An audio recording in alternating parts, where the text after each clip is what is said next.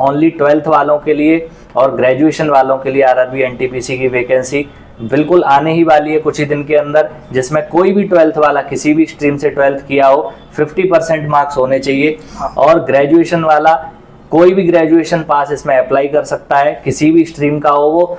और 18 से 30 age limit है जनरल वालों की, SC ST के लिए 18 से 35 और OBC की 18 से 33 एज लिमिट रहती है।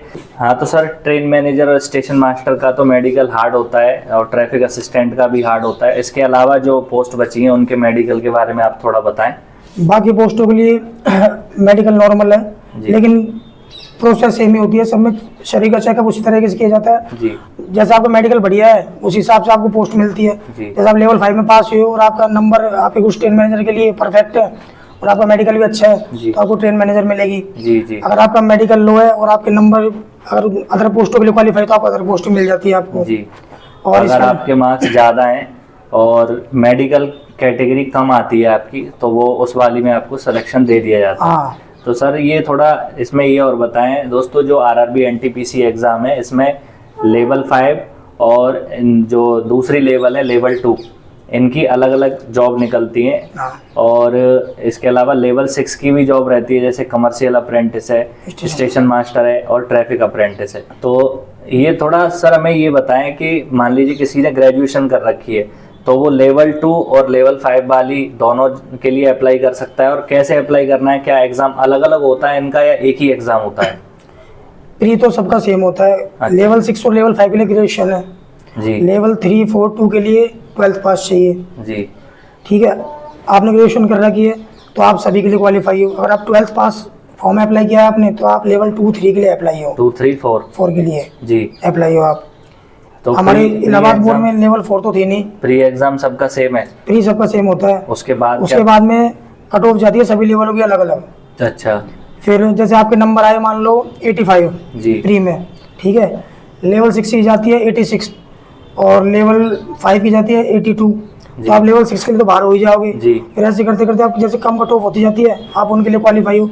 फिर सभी के पेपर जैसे आप मान लो लेवल 2, 3, 5 के लिए क्वालिफाई करें, 2, 3, 4, 5 के लिए, तो उन सभी का अलग अलग पेपर होता है। फिर अलग अलग सभी का अलग अलग पेपर होता है और अलग अलग दिन होता है सबका पेपर जी।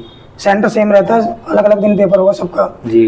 फिर सभी में आपको उस हिसाब से नंबर आ रहे हैं, ये सभी में 120 नंबर का पेपर होता है, सभी उसी हिसाब से नंबर आएंगे। जैसे आप लेवल 5 क्वालिफाई कर जाते हो आप शुरू में ही तो आप लेवल 5 में नौकरी मिलेगी आपको, फिर आप 4, 3, 2 के लिए एलिजिबल नहीं रहोगे। लेवल 2, 3, 4 और 5, 6 का अलग अलग एग्जाम होता है। हाँ। तो आपने दोनों का अलग अलग एग्जाम दिया था? हाँ, मेरे लेवल 2 और 5 पास हुए थे। अच्छा। लेवल 6 के लिए मैं रह गया था, तो लेवल 3 में भी रह गया था। 3 में क्या होता है, कौन सी पोस्ट है? जो लेवल 5 में सीनियर CCTC की पोस्ट है उसी का ही CCTC रहती है, वो लेवल 3 में है। और लेवल 2 में?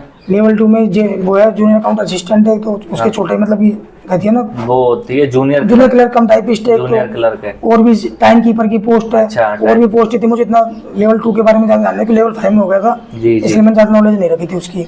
अच्छा, तो सर अब हमें थोड़ा सा ये बताएं कि जितने भी बच्चे तैयारी कर रहे हैं उनको आप बुक्स कौन कौन सी सजेस्ट करना चाहेंगे और कोचिंग करनी चाहिए कि नहीं करनी चाहिए? मैं खुद की मेरी रियल बताता हूँ। 8 से मैं था, मैंने BA करी थी मैंने जी। मेरी मैथ वीक थी जी, तो मैंने मैथ के लिए पहले हमारे लोकल में वही राजगढ़ में कोचिंग करी थी। सबसे पहले अपना तो बेसिक मजबूत कर लो, अपना बेसिक अच्छा होगा, उसके बाद मैंने मैथ के लिए मैं जयपुर चले गया। मैंने ओनली सिर्फ मैथ की कोचिंग करी थी जयपुर जाके। उसके बाद रीजनिंग GK सेल्फ करी थी मैंने खुद ने। और रही कोचिंग की बात, तो GK के लिए कोचिंग में जाना मेरे हिसाब से सही नहीं है जी, क्योंकि हिस्ट्री, पॉलिटी, ज्योग्राफी ये 3 चीजें पढ़नी पड़ती है मेन तरीके से। उसके बाद आजकल एक नया पार्ट और जुड़ चुका है स्टैटिक GK, तो इन चीजों के लिए मैंने प्रीवियस क्वेश्चन निकाले थे मेरे ज्यादा से ज्यादा। और हिस्ट्री, पॉलिटी, ज्योग्राफी थी वो मैंने अपने ऑनलाइन मोबाइल से निकाली थी, मैंने बुक्स नहीं पढ़ी थी कोई। अच्छा हाँ, तो कोचिंग और बुक्स का सर ने बता दिया। अब सर थोड़ा ये बताएं कि जो बच्चे RRB NTPC एग्जाम्स के लिए तैयारी कर रहे हैं, पहले तो ये बताइए आपको जॉब कैसी लग रही है और कितनी सैलरी मिल रही है? जॉब ट्रेन मैनेजर की जॉब है, ये गुड्स पीरियड है ना, इसमें बस थोड़ा बहुत ये है कि दिन और रात की ड्यूटी है। ये तो ड्यूटी सबसे बढ़िया है, आराम से शाही नौकरी है। और सैलरी के मामले में मैं रियल बता रहा हूँ, इतनी सैलरी अगर आप लेक्चरर बन जाओगे ना, आपको हमारे राजस्थान में तो ये हाल है 2 साल बाद इतनी सैलरी मिलेगी, उसके बाद सैलरी मुझको अब मिलती है जी। हमेशा 70-75 हज़ार आराम से रहती है हर महीने की जी। और बस इसमें यही है कुछ टाइम निकल जाए पर अपना आराम से, फिर बाद में जब पैसेंजर में आ जाए, मेल आ जाए, तब उसमें टाइम शेड्यूल फिक्स हो जाता है जी। उस टाइम में, बस वो निकालना पड़ेगा जी।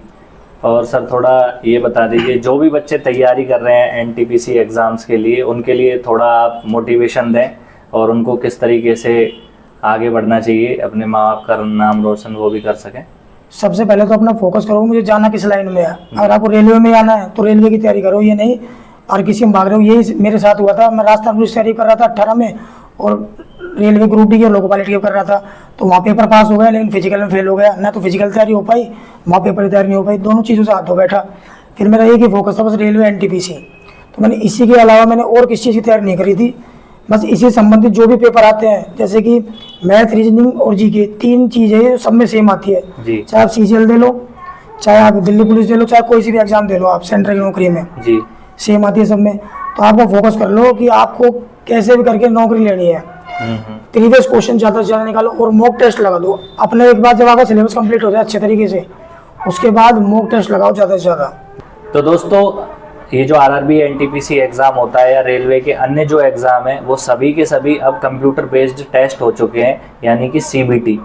तो इसके लिए कुछ लोगों का सवाल मेरे पास आता है कि सर इसके लिए क्या कंप्यूटर सीखना जरूरी है, तो सर उसके बारे में बताएंगे। कंप्यूटर सीखने की बात तो ऐसी है, जैसे आप मैंने बताया आपको मॉक टेस्ट दे रहे हैं, तो मॉक टेस्ट आप ऑनलाइन दोगे जी, ऑनलाइन आप किसी भी ऐप से आप खरीद। तो दोस्तों, ये जो कंप्यूटर बेस्ड टेस्ट होता है ये नॉर्मली कंप्यूटर पर लिया जाता है, इसीलिए आपको भी हम सलाह देते हैं कि आप कंप्यूटर पर ही ज़्यादा से ज़्यादा मॉक टेस्ट दें।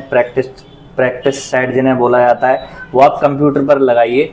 बायजूस एप्लीकेशन है और इसके अलावा टेक्स्ट बुक है। फिजिक्स वाला भी अपने प्रोवाइड कर रहा है, खान सर हैं जीएस वाले, वो भी प्रोवाइड कर रहे हैं। उसके अलावा और भी बहुत सारे हैं वो आपको प्रोवाइड करते हैं। तो आप वहाँ से मॉक टेस्ट ज़्यादा से ज़्यादा लगाएंगे तो प्रीवियस ईयर क्वेश्चंस की आपकी प्रिपरेशन होगी और प्रीवियस ईयर इसमें ज़्यादा क्वेश्चन पूछे जाते हैं। साथ ही साथ जो कंप्यूटर के बारे में बिल्कुल नहीं जानते, जिन्होंने कंप्यूटर देखा भी नहीं है, उनको ज़रूरी है कि थोड़ा वो कंप्यूटर से रूबरू हो लें, थोड़ी कंप्यूटर की जानकारी ले लें। कोर्स करने की कोई भी आवश्यकता नहीं है कंप्यूटर का, और तैयारी करिए मन लगा के, सिलेक्शन जरूर होगा।